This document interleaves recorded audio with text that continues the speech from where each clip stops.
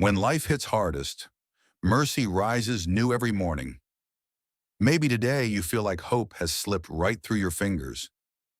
You've prayed, you've cried, and still nothing seems to change. You're exhausted, you're hurting, and you wonder, God, are you even listening? If that's you right now, this message is for you.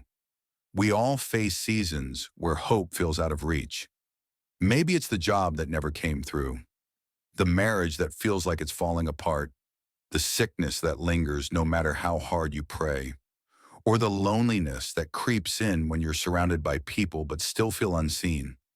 Hopelessness whispers, this is the end. Things will never get better. But friend, that's a lie. Because even in your darkest night, God's mercy is rising like the sun. The prophet Jeremiah knew this kind of despair. In the book of Lamentations, he poured out his heart in the middle of deep suffering. His city was destroyed. His people were broken. He had every reason to give up. Yet right in the middle of his pain, Jeremiah made a choice. He said in Lamentations chapter 3, verse 21 to 23, "Yet this I call to mind, and therefore I have hope.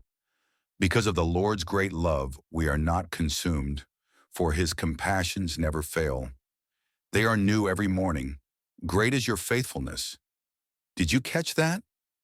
Jeremiah didn't find hope in his circumstances because everything around him was falling apart. He found hope by remembering God's faithfulness. He reminded himself, God's mercy is new today. His compassion hasn't run out. He hasn't given up on me.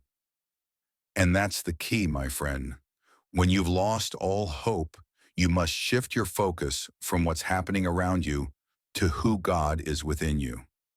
Think about the sunrise. No matter how long the night feels, the morning always comes. The darkness cannot stop the light from breaking through. In the same way, no matter how heavy your storm feels, God's mercy rises with a new beginning for you each day. Maybe yesterday was filled with tears, but today God is offering you fresh strength. Maybe last night you felt forgotten, but this morning God is whispering, I still have a plan for you. When you feel hopeless, here are 3 things you can do. First, remind yourself of God's promises. Speak his word out loud, even when you don't feel it. Faith grows when you hear his truth.